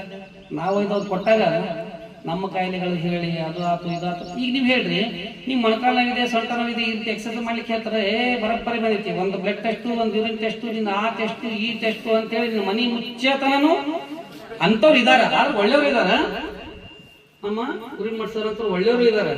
ಆದ್ರೆ ಅದು ಎಷ್ಟು ವರ್ಷ ಸರಿ ಮಂಗಿದ್ದು, ಎಷ್ಟಂತ ಸ್ಪೀಡಿಂಗ್ ಆಗಿರ್ತೀಗ? ಇಲ್ಲ ಎಷ್ಟು ಇದ್ದಿದ್ದು ಅಷ್ಟೇ ಐತೆ. ನಾನು ಅವಾಗ ಬಂದಾಗೂ ಹಂಗ ಇತ್ತು, ಇವತ್ತು ಬಂದಾಗೂ ಹಂಗ ಐತಿ. ಯಾಕಂತಂದ್ರ ದಿನಕ್ಕೆ ಬದಲಾಗಂತ ಪರಿಸ್ಥಿತಿ ಇದಾದ ಒಳ್ಳೆಯವರು ಕೂಡ ಇದಾರೆ. ಅಂತ ಸಾತ್ವಿಕ ಸಜ್ಜನಿಕೆ ಇರೋರು ಅಂತ ಸೇವೆಯನ್ನು ಮಾಡಿರ್ತಾರೆ. ಆದ್ರೆ ದುಡ್ಡಿಗೋಸ್ಕರನೇ ನಾವು ಮಕ್ಕಳಿಗೆ MBBS ಕಲಿಸ್ಬೇಕು, ಅದು ಕಲಿಸ್ಬೇಕು, ಇದು ಕಲಿಸ್ಬೇಕು ಅಂತ ಲಕ್ಷಾಂತರ ಮಕ್ಕಳು ಕಲಿತಾ ಇದಾರೆ. ಎಷ್ಟು ಆಸ್ಪತ್ರೆ ತೆಗಿಬೇಕು ಈಗ, ಹೌದಾ ಇಲ್ವಾ? ಹಾಗಾಗಿ ಅಂತದನ್ನ ತೆಗೆಯುವ ಬದಲಾಗಿ ನಮ್ಮ ಮಕ್ಕಳಿಗೆ ನೀನ್ ಮೊದಲು ನೆಟ್ಟಿಗಿರಪ್ಪ, ನೋಡಿ ನನ್ನ 60 ವರ್ಷಕ್ಕೆ ನನ್ನ ಮಕ್ಕಳು ನೋಡ್ಸಕತ್ತಾವು, ಶೋಲ್ಡರ್ ನೋಡ್ಸಕತ್ತಾವು, ನೀನ್ ಯೋಗಾಭ್ಯಾಸ ಕಲಿ, ಗಿರೀಶ್ವರಂಗ ನೀನು ಯೋಗಿ ಆಗು, ಹೌದಿಲ್ಲ ಯೋಗಿ ಆಗು ಅಂತ ಹೇಳಿ ಅವ್ರ ಇನ್ಸ್ಪಿರೇಷನ್ ಈ ರೀತಿಯ ಒಂದು ಅವಾಗವಾಗ ಮಕ್ಕಳ ಹತ್ತಿರ ಕುಂದಿಸ್ಕೊಂಡು ಇಂಥ ನೀತಿಕತೆಗಳನ್ನ ಹೇಳ್ತಾ ಇರಬೇಕು. ಇವತ್ತು ನೀತಿಕತೆ ಹೇಳ ಪ್ರಯತ್ನ ಮಾಡ್ತೀನಿ. ನಾನೇನು ಸಾಧು ಸಂತ ಅಲ್ಲ. ಅವ್ರ ಮಾತುಗಳನ್ನು ಕೇಳ್ಕೊಂಡಿರೋದೇ ಬಹುತೇಕ ಈ ಒಂದು ಶಿವಾನುಭವ ಕಾರ್ಯಕ್ರಮದಲ್ಲಿ ಈ ಕತೆ ಕೇಳಿದ್ರು ಕೇಳಿರ್ಬೋದು. ಹೌದಾ ಇಲ್ವಾ? ಕೇಳಿದ್ದನ್ನ ಮತ್ತೆ ಕೇಳಬಾರ್ದು. ಒಳ್ಳೇದನ್ನ ಈಗ ಪುನೀತ್ ರಾಜ್ಕುಮಾರ್ ಬೊಂಬೆ ಹೇಳುತ್ತೈತೆ ಎಷ್ಟು ಬೇರೆ ಕೇಳಿದಿರು, ಮತ್ತೆ ಹತ್ತು ಅಂದ್ರೆ ಮತ್ತೆ ಕೇಳ್ತೀವಿ. ಹೌದಾ ಅಲ್ವಾ? ನೀವೇ ರಾಜ್ಕುಮಾರ್ ಅಂತ ಹೇಳಿ ಹೀಗೆ ಒಂದು ಯಾಕೆ ಹೇಳ್ತಾ ಇದ್ದೀನಿ ಅಂತಂದ್ರೆ, ಮಕ್ಕಳಿಗೆ ನೀವು ಶಿಕ್ಷಣ ಕೊಡ್ತಿರೋ ಇಲ್ಲೋ ಗೊತ್ತಿಲ್ಲ, ಮಕ್ಕಳಿಗೋಸ್ಕರ ಒಂದು 10 ಪ್ಲಾಟ್ ಮಾಡ್ತಿರೋ ಇಲ್ಲೋ ಗೊತ್ತಿಲ್ಲ, ಮಕ್ಕಳಿಗೋಸ್ಕರ ಒಂದು 10 ಎಕರೆ ಜಮೀನು ಮಾಡ್ತಿರೋ ಇಲ್ಲೋ ಗೊತ್ತಿಲ್ಲ. ಮಕ್ಕಳಿಗೆ ನೀವು ಏನ್ ಕೊಡ್ಬೇಕು ಅಂತಂದ್ರೆ ಸಂಸ್ಕಾರ ಕೊಡಲೇಬೇಕು. ಕೊಡದಿದ್ರೆ ಏನಾಗ್ತದ ಅನ್ನೋದಕ್ಕೆ ಈ ಕಥೆಯದ ಒಂದು ಸಣ್ಣ ದೃಷ್ಟಾಂತ. ಒಬ್ಬ ಸುಧಾಕರ ಅಂತ ಮಗು, ಒಬ್ಳು ತಾಯಿ. ಯಾರ್ಯಾರು ಮಾತಾಡಿ? ಯಾರ್ಯಾರು? ಸುಧಾಕರ್ ಅನ್ನೋ 4 ವರ್ಷದ ಮಗು, ಊರು ತಾಯಿ. ಗಂಡ ತೀರೋಗಿದ್ದ. ಕೇಳ್ತೀರಿ ಮತ್ತೆ ಕೇಳಿ, ನನ್ನ ಬಾಯಲ್ಲಿ ಕೇಳಿ. ಗಂಡ ತೀರೋಗಿದ್ದ, 4 ವರ್ಷದ ಮಗು. ಈಗ ಹಿರಿಯರೆಲ್ಲ ಊರಾಗ ಏನಂತಾರ, ಸಣ್ಣ 1 ಕೂಸ ಐತಿ, ಇನ್ನೂ ವಯಸ್ಸೈತಿ, ಮದುವೆ ಮಾಡ್ಕೊಂಡು ಹೋಗಿ ಇನ್ನೊಂದು ಏನಾಗದೈತಿ ಅಂತ ಹೇಳ್ತಾರೆ ಇಲ್ಲ. ಆದ್ರೆ ತಾಯಿ ಏನ್ ಮಾಡ್ತಾಳೆ ಅಂತಂದ್ರೆ, ನನಗ ಎಂತ ಮಗು ಐತಿ? ಗಂಡ ಮಗು ಐತಿ, ನನಗೆಲ್ಲ ಉದ್ಧಾರ ಅವನೇ ಮಾಡ್ತಾನ, ನನಗೆಲ್ಲ ಬೇಕಾದ ಆಸೆ ಆಕಾಂಕ್ಷೆಗಳನ್ನ ಅವನೇ ಈಡೇರಿಸ್ತಾನ ಅಂತ ಹೇಳಿ ತಾಯಿ ನನಗೆ ಮದುವೆ ಬೇಡ, ಏನು ಬೇಡ, ನನ್ನ ಮಗನೇ ನಂಗೆ ಸರ್ವಸ್ವ ಅಂತ ಹೇಳಿ ಒಂದು 5-5.5 ವರ್ಷ ಆಗ್ತದೆ. ಏನ್ ಮಾಡ್ಬೇಕು ತಾಯಿ? ಈಗ 5.5 ವರ್ಷ ಆದ್ಮೇಲೆ ಏನ್ ಮಾಡ್ತಾರೆ ಮಗು? ಸಾಲಿಗೆ ಹಾಕ್ಬೇಕು. ಯಾವ ಸಾಲಿ? ಕಾನ್ವೆಂಟ್ ಹಾಕ್ಬೇಕು. ಕಾನ್ವೆಂಟ್ ಹಾಕ್ಬೇಕು ಅಂತಂದ್ರೆ ಆ ತಾಯಿ ಎಷ್ಟು ಜೀವ ಇರ್ತದೆ ಅಂತಂದ್ರೆ, ಒಂದು ಸಣ್ಣ ಗುಡಿಸಲಿನಲ್ಲಿ ಇರ್ತಾಳೆ, 4 ಮನೆ ಮುಸುರಿ ತಿಕ್ತಿರ್ತಾಳೆ. ತಾಯಿ ಕಾನ್ವೆಂಟ್ ಸಾಲಿಗೆ ಹಾಕ್ಬೇಕು, ಇಂಗ್ಲಿಷ್ ಮೀಡಿಯಂ ಸಾಲಿಗೆ ಹಾಕ್ಬೇಕು, ನನ್ನ ಮಗನ ಜಾಣ ಮಾಡ್ಬೇಕು ಅಂತ ಹೇಳಿ ಕಾನ್ವೆಂಟ್ಗೆ ಹಾಕ್ತಾಳೆ. ಎಷ್ಟಿರ್ತದ ಫೀ ಗೊತ್ತಾ ನಿಮ್ಗೆ? ಎಷ್ಟಿರ್ತದ? ನೀವು ನಂಬಲ್ಲ ರೀ, ಲಕ್ಷ ಗಟ್ಟಲೆ ಫೀ ABCD ಕಲ್ಸಕ್ಕೆ ಇವತ್ತು ಅಷ್ಟೊಂದು ಎಲ್ಲ ಭಗವಂತನೇ ನಿಲ್ಬೇಕು. ಯಾಕಂದ್ರೆ ನಮ್ಮ ಬುದ್ಧಿನೂ ಹಂಗಾಗಿದೆ. ಮತ್ತು ಅವ್ರು ಆ ರೀತಿ ಸಿಸ್ಟಮ್ಗಳನ್ನ ಸೃಷ್ಟಿ ಮಾಡೇ ಮಾಡ್ತಾ ಇದ್ದಾರೆ. ಸರಿ ಸುಮಾರು 20-30 ಸಾವಿರ ರೂಪಾಯಿ ಮುಸುರಿ ಕಡೆ ಎಲ್ಲಿಂದ ಬರ್ಬೇಕು? ಇಲ್ರಿ, ನನ್ನ ಮಗ ನಾನು ಸಾಲಿ ಕಲಿಸ್ತಾ ಇದ್ದೀನಿ, ನನಗ ಒಂದಿಷ್ಟು ದುಡ್ಡು ಸಾಲ ಕೊಡ್ರಿ, ನಾನು ಮುಸುರಿ ತಿಕ್ಕಿ ಮುಟ್ಟಿಸ್ತೀನಿ ಅಂತ ಹೇಳಿ ಅಲ್ಲಿ ಡೊನೇಷನ್ ಫೀ ಎಲ್ಲ 4-6 ಮುಸ್ಲಿಂ ತಿಕ್ಕಂತ ಯಜಮಾನ್ರ ಕಡೆ ಇಸ್ಕೊಂಡು ಹೋಗಿ ಕಾನ್ವೆಂಟ್ ಶಾಲೆಯಲ್ಲಿ ಅಡ್ಮಿಷನ್ ಮಾಡಿ ಬರ್ತಾರೆ. ಲಕ್ಷ ಕೊಟ್ಟು ಕೇಳ್ತೀರಿ. ಯಾಕಂದ್ರೆ ನಿಮ್ಮ ಮಕ್ಕಳಿಗೆ ಇವತ್ತೇ ಮನೆಗೆ ಹೋಗಿ ಹೇಳ್ಬೇಕು. ಅದಕ್ಕಲ್ಲೇ ನನ್ನ ಮಗ ಏನ್ ಮಾಡ್ತಾ ಇದ್ದಾನೆ ಅಂತಂದ್ರೆ, ಸ್ವಲ್ಪ ಒಳ್ಳೆ ವಿಚಾರಗಳನ್ನ ಯೂಟ್ಯೂಬ್ ಅಲ್ಲಿ ಹಾಕಿ ಮತ್ತೆ ನಿಮ್ ಗ್ರೂಪಿಗೆ ಬರ್ತಾ ಇದ್ರು. ಯಾರು ನೋಡಿದಿರೋ ಬಿಟ್ಟಿದ್ರು ನಿಮ್ಗೆ ಗೊತ್ತು. ಈ ಮತ್ತೆ ನಮ್ಗೆ ಯಾವಾಗಾದ್ರೂ ನೆನಪಾದಾಗ ನೋಡ್ಲಿಕ್ಕೆ ಬರ್ತದ ಅನ್ನೋ ಉದ್ದೇಶದಿಂದ ಒಂದಿಷ್ಟು ರೆಕಾರ್ಡಿಂಗ್ ಮಾಡಿ ಯೂಟ್ಯೂಬ್ ಅಲ್ಲಿ ಬಿಡ್ತಾ ಇದ್ವಿ. ಯಾರು ನೋಡ್ತಾರೋ ಬಿಡ್ತಾರೋ ಗೊತ್ತಿಲ್ಲ. ನನಗೆ ಇಷ್ಟ ಆದಾಗ ಕನಗಲ್ಲ ಈ ರೀತಿ ಕ್ಲಾಸ್ ಹೇಳ್ತಿದ್ನಪ್ಪ, ನಾನು ವಿಡಿಯೋ ಮಾಡಿದ್ರೆ ನನಗೂ ನೋಡ್ಲಿಕ್ಕೋಸ್ಕರ ಇದು ಹೊರಗಡೆ ಮೆಮೊರಿಯಲ್ಲಿ ನಿಲ್ತಾ ಇರ್ತದೆ, ಯಾವಾಗ ಹೋಗ್ತದೆ ಗೊತ್ತಿಲ್ಲ. ಆದ್ರೆ ಯೂಟ್ಯೂಬ್ ಅಲ್ಲಿ ಇದ್ರೆ ನಮ್ಗೆ ನೋಡ್ಲಿಕ್ಕೆ ಬರ್ತದ ಅನ್ನೋ ಉದ್ದೇಶದಿಂದ ವಿಡಿಯೋ ಮಾಡಿಸ್ತಾ ಇದ್ದೀನಿ. ಆ ಮಗು ಸಾಲಿಗೆ ಹಚ್ತಾಳೆ. ಹಚ್ಚಿದ ಮೇಲೆ ಏನಾಗ್ತದೆ ಅಂತಂದ್ರೆ, ಒಂದು 2-3 ಬರ್ತಾನೆ. ಮಕ್ಕಳು ಅವನಿಗೆ ರ್ಯಾಗಿಂಗ್ ಮಾಡ್ಲಿಕ್ಕೆ ಶುರು ಬರ್ತಾರೆ. ನೀವು ಲಕ್ಷ ಕೊಟ್ಟು ಕೇಳಬೇಕು, ಯಾಕೆ ಮನೆಗೆ ಹೋಗಿ ನೀವು ಹೇಳ್ಬೇಕಲ್ಲ, ಲಕ್ಷ ಕೊಟ್ಟು ಕೇಳಿದ್ರೆ ಗೊತ್ತಾಗ್ತದೆ. ರ್ಯಾಗಿಂಗ್ ಮಾಡ್ಲಿಕ್ಕೆ ಶುರು ಆಗ್ತದೆ. ಯಾಕೆ ರ್ಯಾಗಿಂಗ್ ಮಾಡ್ತಿರ್ತಾರೆ ಅಂತಂದ್ರೆ, ನನ್ನ ಮಮ್ಮಿ ನೋಡಿ ಎಷ್ಟು ಸುಂದರವಾಗಿ ಐತಿ, ಚಂದ ಐತಿ. ತೊದಲು ನುಡಿಗಳ ಮಾತು 1ನೇ ಮಕ್ಕಳು ಅಂತಾನೆ ಹೇಗೆ ಮಾತಾಡ್ತಿರ್ತಾರ, ಹಾಗೆ ನಿನ್ ಮಮ್ಮಿ ನೋಡಿ ಹೆಂಗ್ ದೆವ್ವ ಇದ್ದಂಗೆ ಐತಿ, ಹಾಗೈತಿ ಹೀಗೈತಿ ಅಂತ ಹೇಳಿ ಆ ಮಕ್ಕಳಿಗೆ ಚುಡಾಯಿಸ್ತಾ ಇದ್ರೆ, ಮಗುಗೆ ಕಾಡಿಸ್ತಾ ಇದ್ರೆ. ಕಾಡಿಸುವಾಗ ಅವನು ಏನ್ ಮಾಡ್ತಾನೆ, ಶಾಲೆಯಿಂದ ಬ್ಯಾಗ್ ಮನೆಗೆ ಹೋಗಿದ್ದು ಒಗೆದು ಇನ್ನೇನು ನಾನು ಶಾಲೆಗೆ ಹೋಗ್ಲಿಕ್ಕೆ ಒಲ್ಲೆ, ಏನು ಒಲ್ಲೆ ಅಂತ ಹೇಳಿ ಏನಾಗಿರ್ತಿತ್ತು ಅಂತಂದ್ರೆ, ಆ ತಾಯಿ ಮುಖ ಒಂದ್ ಸೈಡ್ ಕರಕಲಾಗಿತ್ತು, ಏನಂತಾರೆ ಅದಕ್ಕೆ, ಮುಖ ಸುಟ್ಟೋಗಿತ್ತು. ಅದು ಅವ್ರು ಏನ್ ಮಾಡ್ತಿದ್ರು ಅಂತಂದ್ರೆ, ತಾಯಿ ಬ್ಯಾಗ್ ಅನ್ನ ಹಿಡ್ಕೊಂಡು ಆ ಮಗುವಿಗೆ ಹೋಗಿ ದಿನ ಬಿಟ್ಟು ಬರೋದು, ಕರ್ಕೊಂಡ್ ಬರೋದು ಮಾಡ್ತಾ ಇದ್ದಿಲ್ವ. ಇದು ಅವ್ನಿಗೆ ಇರಿಟೇಟ್ ಆಗ್ತಿತ್ತು. ನನಗ 2-3 ನನಗೂ ಈಗ 9 ವರ್ಷ ಬುದ್ಧಿ ಐತಿ, ನಾನು ಎಡಬದಿಯಿಂದ ಹೋಗ್ಬೇಕು ಅನ್ನೋದು ನನಗೆ ಗೊತ್ತೈತಿ. ನನಗೆ ನೀನ್ ಬಿಡಾಕ್ ಬರಲ್ಲ ಅಂದ್ರ ನಾ ಶಾಲೆಗೆ ಹೋಗ್ತೀನಿ, ನೀ ನನ್ಗೆ ಬಿಡಾಕ್ ಬರೋದು, ಅಲ್ಲಿ ಬಂದ್ ಮುತ್ತು ಕೊಡೋದು ಅದೆಲ್ಲ ನನ್ನ ದೋಸ್ತರು ನೋಡ್ತಾರೆ, ನನ್ನ ಗೆಳೆಯರು ನೋಡಿ ನನಗ ಚಿಡಾಯಿಸ್ತಾರ. ನಾನು ಇಲ್ಲಿಕಂತ ಶಾಲೆಗೆ ಹೋಗ್ಬಲ್ಲ ಅಂತ ಹೇಳಿ ಹಠ ಮಾಡಿ ಅಳ್ಕೊಂತ ಕುಂದಿರ್ತಾನೆ. ಹಠ ಮಾಡಿ ಅಳ್ಕೊಂತ ಕುಂತಾಗ, ನೋಡಪ್ಪ ನೀನು ದಾರ್ಯಾಗ ದನಕರ ಬರ್ತಿರ್ತಾವ, ನಾಯಿ ಬರ್ತಿರ್ತಾವ, ಸೈಕಲ್ ಬರ್ತಿರ್ತಾವ, ಗಾಡಿ ಬರ್ತಾವ, ಎಲ್ಲರ ಗಾಡಿಗೆ ಒಬ್ಬನ ಮಗ ನೀನು ನನಗೆ. ಹಂಗಾಗಿ ನಾನು ನೀನು ಜಾಗೃತಿಯಿಂದ ಹೋಗ್ಲಿ ಅನ್ನೋ ಉದ್ದೇಶದಿಂದ ಬರಾಕ್ತೀನಿ. ನನಗೆ ನೋಡು, ನೀ ಕಲಿಬೇಕನ್ನೋದು ಮುಖ್ಯ, ಕಲಿಬೇಕನ್ನೋದು ಮುಖ್ಯ. ನಾನು ಬರಬೇಡ ಅಂದ್ರೆ ನಾನು ನಾಳಿಂದ ಬರೋದಿಲ್ಲ. ಆದ್ರೆ ನೀನು ಸರಿಯಾಗಿ ರೀತಿಯಲ್ಲಿ ಹೋಗಿ ಸರಿಯಾಗಿ ರೀತಿಯಿಂದ ಮನೆಗೆ ಬರ್ಬೇಕು. ಸರಿ ನನಗೆ ಗೊತ್ತು ಅಂತೇಳಿ ಅವತ್ತ ತಿರಸ್ಕಾರ ಮಾಡಿರ್ತಕ್ಕಂಥ ಮಗ, ಹಾಗೆ ದೂರ ದೂರ ದೂರ ದೂರ ಹಾಕೊಂಡು ಮನೆ ಕೆಲಸ ಮಾಡ್ಲಿಕ್ಕೆ ತಾಯಿ ಹೋಗ್ತಿದ್ಲು, ದುಡ್ಕೊಂಡ್ ಬರ್ತಿದ್ಲು. ಹೀಗೆ 10ನೇ ಕಳೀತು. ಉದ್ದ ಇದೆ ಅದು, ಸುಮ್ಮನೆ ಶಾರ್ಟ್ ಆಗಿ ನನಗೆ ಎಷ್ಟು ಬೇಕು ಅಷ್ಟು ಹೇಳ್ತೀನಿ. 10ನೇತ್ತಾಯ್ತು, 12ನೇತ್ತಾಯ್ತು. ತಾಯಿಗೊಂದು ಸರಿಯಾಗಿ ಪ್ರೀತಿಯಿಂದ ಮಾತಾಡ್ತಿರ್ಲಿಲ್ಲ, ಏನೂ ಇರ್ಲಿಲ್ಲ. ಈ ರೀತಿ ಹಾಗೆ ದಿನಗಳನ್ನ ಉರುಳ್ತಾ ಇತ್ತು. ಪಾಸ್ ಮಾಡಿದ ಒಂದು ಇನ್ನೇನು ಒಳ್ಳೆಯ 30-35 ವರ್ಷದ ಯುವತಿಯಂಗೆ ಕಾಣ್ತಕ್ಕಂಥ ತಾಯಿ ಒಂಥರ ಮುದಿ ಕಣ್ಣ ಕಾಣಲಿಕ್ಕೆ. ಯಾಕಂತಂದ್ರೆ ನಿತ್ಯ ಫೀ ತರಬೇಕು, ಕಟ್ಟಬೇಕು, ಮತ್ತೆ 4 ಮನೆ ಮುಸುರಿ ತಿಕ್ಬೇಕು. ಮತ್ತೆ ಈ ರೀತಿ ಹೋಗುವಾಗ ಹೀಗೆ ಅವನು ಡಿಗ್ರಿನೂ ಕಂಪ್ಲೀಟ್ ಮಾಡಿದ. ಬೆಂಗಳೂರು ಅಂತ ಊರೊಳಗ ಒಂದು ಅಪ್ಲಿಕೇಶನ್ ಬಂದಿತ್ತು, ನೌಕರಿ ಇದೆ ಇಲ್ಲಿ ಅಂತೇಳಿ ಜಾಬ್ನ ಬಂದಿತ್ತು. ಅವನು ಡಿಗ್ರಿ ಆಗಿದೆ, ನಾನು ಈ ನೌಕರಿಯಾದ್ರು ಹೋಗಿ ಕೇಳ್ಬರ್ಬೇಕು ಅಂತೇಳಿ ತಾಯಿ ಕಡೆ ಮತ್ತೆ ಹಠ ಮಾಡಿ ರೊಕ್ಕವನ್ನು ಇಸ್ಕೊಂಡು ಬೆಂಗಳೂರು ಅಂತ ಊರಿಗೆ ಹೋದ. ಬೆಂಗಳೂರು ಅಂತ ಊರಿಗೆ ಹೋದ ತಕ್ಷಣನೇ ಆ ಒಂದು ಮಾಲೀಕ ಹೇಗಿದ್ದ ಅಂತಂದ್ರೆ, ಇವನು ಸರ್ಟಿಫಿಕೇಟ್ಸ್ ಎಲ್ಲ 100ಕ್ಕೆ 100 ಮಾರ್ಕ್ಸ್, ಅಂದ್ರೆ ಚೆನ್ನಾಗಿ ಓದ್ತಿದ್ದ ಇವನು. 100ಕ್ಕೆ 100 ಮಾರ್ಕ್ಸ್ ಎಲ್ಲ ಸರ್ಟಿಫಿಕೇಟ್ ನೋಡಿ, ನೀ ತುಂಬಾ ಜಾಣಾಗಿದೆ, ನಮ್ಮ ಫ್ಯಾಕ್ಟರಿಯಲ್ಲಿ ಕೆಲಸಕ್ಕೆ ಸೇರು ಅಂತೇಳಿ ಆ ಮಾಲೀಕ ಅವನ ಕೆಲಸವನ್ನು ಕೊಟ್ಟಾದ್ಮೇಲೆ ಇವನೇನು ಕೆಲಸ ಹೇಗಿತ್ತು ಅಂತಂದ್ರೆ, ಅವನು ಅಚ್ಚುಕಟ್ಟತನ, ಅವನು ಒಂದು ಎಲ್ಲ ವ್ಯವಹಾರಿಕ ಒಂದೊಂದು ಪೈಸೆಗೂ ಕೂಡ ಲೆಕ್ಕ ಇಟ್ಟು ಎಲ್ಲವನ್ನ ಮಾಲೀಕನಿಗೆ ಉಳಿತಾಯ ಮಾಡಿ ಕೊಡ್ತಾ ಇದ್ದ. ಇನ್ನು ಬಹಳ ಮಾಲಕನಿಗೆ ಸಂತೋಷ ಆಗ್ತಾ ಇತ್ತು. ಸಂತೋಷ ಆಗುವಾಗ ಮಾಲಕನಿಗೆ ಏನೊಂದು ಪ್ರಶ್ನೆ ಮೂಡ್ತು ಅಂತಂದ್ರೆ, ಇಷ್ಟು ಜಾಣ ಇದಾನ, ನನಗಿರ್ತಕ್ಕಂಥ ಒಬ್ಬಳು ಮಗಳು, ಇವನಿಗೆ ಯಾಕೆ ಕೊಟ್ಟು ಮದುವೆ ಮಾಡಬಾರ್ದು ಅಂತೇಳಿ ಮಾಲೀಕನ ತಲೆಯಲ್ಲಿ ಬಂತು. ಲಕ್ಷ ಕೊಡಿ, ತಲೆಯಲ್ಲಿ ಬಂತು. ಒಂದಿನ ಹೀಗೆ ಕೆಲ್ಸಕ್ಕೆ ಬಂದ್ಮೇಲೆ ಗುಡ್ ಮಾರ್ನಿಂಗ್ ಸರ್ ಅಂತೇಳಿ ಕಾಯಕ ಮಾಡ್ತಾ ಇದ್ದ. ಸುಧಾಕರ ಬಾಯಿಲಿ, ನಿಮ್ ತಂದೆ ತಾಯಿ ಎಲ್ಲಿದಾರ, ಯಾರು, ನಿನ್ನ ಹೆಸರು, ನೀನೆಲ್ಲ ಹೇಳು ಅಂತ ಹೇಳ್ತೀನಿ. ಯಾಕೆ ಸರ್, ಏನ್ ತಪ್ಪಾಯ್ತು, ಏನ್ ನನ್ನಿಂದ ಅಂತೇಳಿ ಭಯ ಪಟ್ಟು ಕೇಳ್ತಾ ಇರ್ತೀನಿ. ಇಲ್ಲ ಏನಿಲ್ಲ, ನಿನ್ನ ತಂದೆ ತಾಯಿ ಕರ್ಸಿದ್ರೆ ನಾನು ನಿನ್ಗೊಂದು ಉದ್ದೇಶ ಹೇಳೋನಿದ್ದೀನಿ, ಒಂದು ಒಳ್ಳೆ ಮಾತನ್ನ ಹೇಳೋನಿದ್ದೀನಿ. ಏನಪ್ಪಾ ಅಂತಂದ್ರೆ, ನನಗೆ ಒಬ್ಳು ಮಗಳಿದ್ದಾಳೆ, ಇಷ್ಟು ಕೋಟ್ಯಾಂತರ ಆಸ್ತಿ ಇದೆ. ಹಾಗಾಗಿ ನಿನ್ನ ತಂದೆ ತಾಯಿಗೆ ಕರ್ಕೊಂಡು ಬಂದು ನಾಳೆ ನನಗೆ ಭೇಟಿ ಮಾಡಿಸು, ನಾಳೆ ಬಂದು ನನಗೆ ಹೇಳು ಅಂತಂದಾಗ ರಾತ್ರಿ ಎಲ್ಲ ನಿದ್ದೆ ಇಲ್ಲ. ಯಾರಿಗೆ? ಇಬ್ಬರಿಗೆ ಗೊತ್ತಾಗ್ತಾ ಇದೆ. ಯಾರಿಗೆ ಅಂದ್ರೆ ಸುಧಾಕರಿಗೆ ನಿದ್ದೆ ಬರ್ತಾ ಇಲ್ಲ. ನಾಳೆ ಈಗ ತಂದೆಕರು ಇಲ್ಲ, ತಾಯಿ ಹೇಗಿದ್ದಾಳ, ಕುರುಪಿ ಆಗಿದ್ದಾಳೆ. ಮಾಮ ಹೂ ಅನ್ಬೋದು, ನೋಡೋಕೆ ಹೆಂಡತಿ ನನ್ನತ್ತಿ ಅಂತಕ್ಕೆ. ಈಗ ಬರೀ ನೋಡೋಕೆ ಹುಡುಗಿ ಬರೀ ಅವನು ವ್ಯಕ್ತಿತ್ವ ಅಷ್ಟೇ ನೋಡೋದಲ್ಲ, ಅವನು ತಂದೆ ತಾಯಿ ಅಂತದಕ್ಕೆ ಹುಡುಗಿ ನೋಡ್ತಾಳ. ಅವನ ಮನೆಗೆ ಎಷ್ಟು ಹೊಲ ಅದ ಅಂತ ನೋಡ್ತಾಳ. ಅವನು ಬೈಕ್ ಓಡಿಸೋ ಬೈಕ್ ನಾ ಹಿಂದೆ ಕುಂತು ಹೋಗ್ಬೇಕಂದ್ರೆ ಅವ್ನು ಬೈಕ್ ಎಂತ ಐತೆ ಅಂತ ನೋಡ್ತಿರ್ತಾಳ ಅಂತ ಹುಡುಗಿ. ಅಷ್ಟು ಇರ್ತಾಳ, ಅಷ್ಟು ವಿಚಾರ ಮಾಡ್ತಿರ್ತಾರ. ಇವಾಗ ರಾತ್ರಿ ಎಲ್ಲ ವಿಚಾರ ಮಾಡ್ತಾನ. ರಾತ್ರಿ ಎಲ್ಲ ವಿಚಾರ ಮಾಡಿ ಮತ್ತೆ ಬೆಳಿಗ್ಗೆ ಬಂದು ಮಾಲೀಕನ ಮುಂದೆ ಹೇಳ್ಬೇಕಲ್ಲ ಏನಿದೆ ಅಂತಂದಾಗ, ಮಾಲೀಕನ ಮುಂದೆ ಹೇಳ್ತಾನೆ, ಸುಧಾಕರ ನನಗೆ ಯಾರೂ ಇಲ್ಲ ಅಂತಂದಾಗ ಅವ್ನು ಖುಷಿ ಆಗ್ತದೆ. ಯಾಕಂದ್ರೆ ಮನೆ ಎಳೆ ಅಂತ ನಾನಾಗಿ ಹೇಳ್ಬೇಕಂದ್ರೆ ದುಃಖ ಆಗ್ತದ. ಅವನಾಗೆ ಬಂದು ಹೇಳ್ದಪ್ಪ ಅಂದ್ರೆ ಮತ್ತೆ ನನ್ನ ಮನೆ ಎಳೆನ ಸಿಕ್ತಂತ ಧೂಮ್ ಧಾಮಾಗಿ ಮದುವೆ ಮಾಡ್ತಾನ. ಮದುವೆ ಫಸ್ಟ್ ಕ್ಲಾಸ್, ಎಲ್ಲ ಊರು ತುಂಬ ಭೋಜನ ಮಾಡ್ತಾನ, ಎಲ್ಲ ಮಾಡ್ತಾನ. ಹೋಗಿ ಆ ಒಂದು ಹೋಗ್ತಾ ಇರ್ತದ.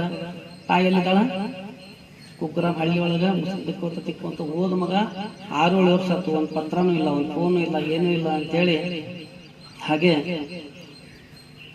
ಕಂಡ್ಕೊಂಡವ್ರ ಮುಂದೆ ಇವ್ರ ಮುಂದೆ, ಇಲ್ಲಪ್ಪ ನನ್ನ ಮಗ ಭಾಳ ಶಾಣೆ ಇದ್ದಾನ, ನನ್ನ ಮಗ ದೊಡ್ಡೂರಾಗ ನೋಡ್ರಿ. ಅವ ಇವ್ ತಿರಸ್ಕಾರ ಮಾಡಿದ್ರು ಕೂಡ ತಾಯಿ ಹೃದಯ ಮಾತ್ರ ಅವನ ಬಗ್ಗೆ ಒಳ್ಳೇದನ್ನೇ ಹೇಳ್ತಾ ಇರ್ತಾರೆ.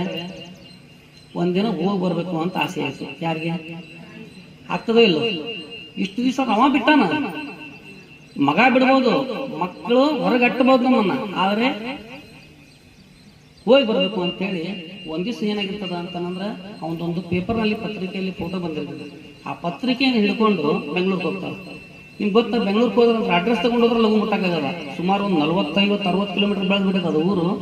ಅಡ್ರೆಸ್ ತಗೊಂಡೋಗ್ತಾಳೆ, ಅಲ್ಲಿ ಮುಟ್ಲಿಕ್ಕೆ ಆಗಲ್ಲ. ಒಬ್ಬ ಆಟೋಕೊಂಡು ಕೇಳ್ತಾನೆ, ಅಜ್ಜಿಗೆ ಎಲ್ಲಿಗೆ ಹೋಗ್ಬೇಕು ಅಂತಾರೆ. ಇಲ್ಲಿ ನೋಡಪ್ಪ, ಈ ಪೇಪರ್ ಇರೋನು ನನ್ನ ಮಗ, ನಾ ಇವನ್ ಮನೆಗೆ ಹೋಗ್ಬೇಕು. ಅಲ್ವೇ, ನೀನ್ ಇಲ್ಲಿ ಅಡ್ರೆಸ್ ತಗೊಂಡ್ರೆ ಹೋಗಕ್ಕಾಗಲ್ಲ, ನೀನ್ ಬರೀ ಪೇಪರ್ ತಗೊಂಡು ತಗೊಂಬಂದು ಇಲ್ಲಿ ತಗೊಂಡ್ರ ಅವ ಸ್ವಲ್ಪ ಒಬ್ರು ಸೇವಾ ಮಾಡೋರು ಇರ್ತಾರೆ. ಎಲ್ಲರೂ ಹಿಂಗೆ ಇರೋದಲ್ಲ, ಯಾರು ಒಂದು ಕೆಲಸ ಒಂದಿಷ್ಟು ನಾವು ಮಾಡೋಣ ಕೊಡಿ ಅಂತೇಳಿ ಸಜ್ಜನಂತರು ಒಂದಿಷ್ಟು ಮಾಡೋಣ ಕೊಡಿ ಅಂತೇಳಿ ಅದು ತಾಯಿಲ್ ಪೇಪರ್ ಅಂತೇಳಿ ಸಂಪಾದಕರು ಫೋನ್ ಹಚ್ತಾನೆ. ಆಟೋದವ್ರು ಫೋನ್ ಹಚ್ತಾರೆ. ಈ ಸಂಪಾದಕರು ಇಂಥ ಒಂದು ಸುಧಾಕರ್ ಅಂತ ಹೇಳಿ ವ್ಯಕ್ತಿ, ಇವನು ಪತ್ರಿಕೆಯಲ್ಲಿ ಇದು ಪ್ರಕಟ ಆಗಿದೆ, ಇದು ಯಾರು ಇವರು ಸುಧಾಕರ್ ಅಂತ ಇಲ್ಲಿ ಬೆಂಗಳೂರಲ್ಲಿ ಯಾರು ಅಂತಂದಾಗ ಇಂಥ ಒಂದು ಕೆಪಿಗೌಡ ರಸ್ತೆಯಲ್ಲಿ ಇಂಥ ಒಂದು ದೊಡ್ಡ ಮನೆ ಇದೆ, ಅದೇ ಮನೆ ನೋಡುವ ಅಂತ ಹೇಳಿ ಆಟೋದ ಅಡ್ರೆಸ್ ಕೇಳ್ತಾನ. ಮುದುಕಿ ಕರ್ಕೊಂಡು ಹೋಗಿ ಇಲ್ಲಿವರೆಗೆ ಗೊತ್ತಾಯ್ತಾ, ಹೋಗ್ತಾಳೆ. ಟ್ರಿನ್ ಅಂತೇಳಿ ಬೆಲ್ ಬಡಿತಾಳೆ. ಬಾಗಿಲವನ್ನ ತೆಗಿಲಿಕ್ಕೆ ಸುಧಾಕರನೇ ಬರ್ತಾಳೆ. ಇವಳು ವಯಸ್ಸಿನ ಯುವತಿ ಹೆಣ್ಮಗಳಾಗಿರ್ತಕ್ಕಂಥ ತಾಯಿ ಒಳ್ಳೆ ಮುಪ್ಪಾನ್ ಮುದುಕಿ ಕಣ್ಣ ಕಾಣ್ತಿರ್ತಾರೆ. ಕೂದಲೆಲ್ಲ ಬೆಳಗಾಗಿ ಸೊಂಟ ಎಲ್ಲ ಬಗ್ಗೆ ಬಿಟ್ಟೈತಿ, ಪೂರ ಬಡಕಲು. ಏ ಮುದುಕಿ ಯಾರು ಅಂತೇಳಿ ಪ್ರಶ್ನೆ ಮಾಡ್ತಾನೆ. ಯಾರು? ಸುಧಾಕರ ತಾಯಿಗೆ ಪ್ರಶ್ನೆ ಮಾಡ್ತಾನೆ. ಪ್ರಶ್ನೆ ಮಾಡಿದಾಗ ತಾಯಿಗೆಲ್ಲ ಗೊತ್ತಾಗ್ತದೆ. ಸಣ್ಣ ಸಣ್ಣ 1-2-3 ಮಕ್ಕಳು ಆಟ ಆಡ್ತಿರ್ತವೆ. ಇದು ಹೊರಗಡೆ ಪರಿಸ್ಥಿತಿ, ಒಳಗಡೆ ಹೆಂಡತಿ ಕೆಲಸ ಮಾಡ್ತಿರ್ತಾಳೆ. ನಾನು ಈಗ ಇದ್ದಿದ್ದಕ್ಕೆ ನನಗೆ ತಾಯಿಗೆ ಯಾರು ಅಂತ ಕೇಳ್ತಾಳೆ. ಒಟ್ಟಾರೆ ನನ್ನ ಮಗ ಆರಾಮಿದ್ದಾನ ಅಂತೇಳಿ ಸೀದಾ ಊರಿಗೆ ಬರ್ತಾಳೆ. ಇನ್ನೂ 10-20 ವರ್ಷ 50 ವರ್ಷ ಬಾಳಿ ಬದುಕಬೇಕಾಗಿರ್ತಕ್ಕಂಥ ತಾಯಿ ನೆಲ ಹಿಡಿತಾಳೆ. ನೆಲ ಹಿಡಿದ್ಬಿಟ್ಟು ಹಿಂದೆ ನನ್ನ ಮಗ ಒಬ್ಬ ಮಗ ನನಗೆ ಹಿಂಗೆ ಮಾಡಿದ್ನಲ್ಲ ಅಂಥೇಳಿ ಜೀವವನ್ನು ಒಂದು ಚೀಟಿ ಬರೆದಿಟ್ಟು ಸತ್ತೋಗ್ಬಿಟ್ಟು. ಒಂದು ದಿನ ಐವಳ್ಳಿ ಅಂತ ಊರಿಗೆ ಆ ಒಂದು ರಿಸರ್ಚ್ ಅಂದ್ರೆ ಏನು, ಒಬ್ಬ ಇಂಜಿನಿಯರ್ ಆಗಿರ್ತಾನೆ. ಇಂಥ ಐವಳ್ಳಿ ಅಂತ ಊರಿಗೆ ಅದೊಂದು ಸಂಶೋಧನೆ ಮಾಡಬೇಕು, ಆ ಒಂದು ಪ್ಲಾನ್ ಹಾಕಿಕೊಡ್ಬೇಕು, ಅದು ಮತ್ತೆ ಒಂದು ಕಟ್ಟಡವನ್ನು ಕಟ್ಟಬೇಕು ಅಂತೇಳಿ ಆ ಒಂದು ಕೆಲಸ ಕಾರ್ಯದಿಂದ ಐವಳ್ಳಿ ಅಂತ ಊರಿಗೆ ಬಂದಿರ್ತಾನೆ. ಕಂದಗಲ್ಲು ಇಲ್ಲಿಗೆ ಒಂದು 40-50 ಕಿಲೋಮೀಟರ್. ತಾಯಿ ಏನು ಮಾಡ್ತಿದ್ದಳು ನೋಡ್ಕೊಂಡು ಬರಬೇಕು ಅಂತೇಳಿ ಸುಧಾಕರ ಮತ್ತೆ ಊರಿಗೆ ಒಂದ್ಸರಿ ಬಂದು ಹೋಗ್ತಾನೆ. ಆ ಗುಡಿಸಲು ನೋಡ್ತಾನೆ, ಕಿಲಿ ಹಾಕಿರ್ತದೆ. ಕಿಲಿ ಹಾಕಿದಾಗ ಆ ಪಕ್ಕದಲ್ಲಿ ಇರ್ತಕ್ಕಂಥ ಮಹಿಳೆ ಕೇಳ್ತಾನೆ, ಹೇ ಅಜ್ಜಿ, ಇಲ್ಲೊಂದು ಮುದುಕಿ ಇರ್ತಲ್ಲ, ಅದು ಎಲ್ಲೈತಿ ಅಂತ ಕೇಳ. ಆ ತಾಯಿ ಹೇಳ್ತಾಳೆ, ಭಾಳ ಚುರುಕಾಗಿರ್ತಾಳೆ. ಆ ತಾಯಿ ಹೇಳುವಾಗ, ಅಲ್ಲೋ ನೀನು ಸುಧಾಕರ್ ಹೋದ್ರಲ್ಲ, ನಿಮ್ಮವು ಮುದುಕಿ ಯಾಕಂತೀಯ ಅಂತೇಳಿ ಪ್ರಶ್ನೆ ಮಾಡ್ತಾಳೆ. ಆಗ ಆಯ್ತು ಸರಿ ನಮ್ಮವು ಎಲ್ಲಿದ್ದಾಳೆ ಅಂತ ನೋಡಪ್ಪ, ಆಕೆ ಏನೋ ಬೆಂಗಳೂರು ಬಂದಿದ್ದಂತ, ನಿನ್ನ ಮನೆಗೆ ಬಂದಿದ್ದಂತ.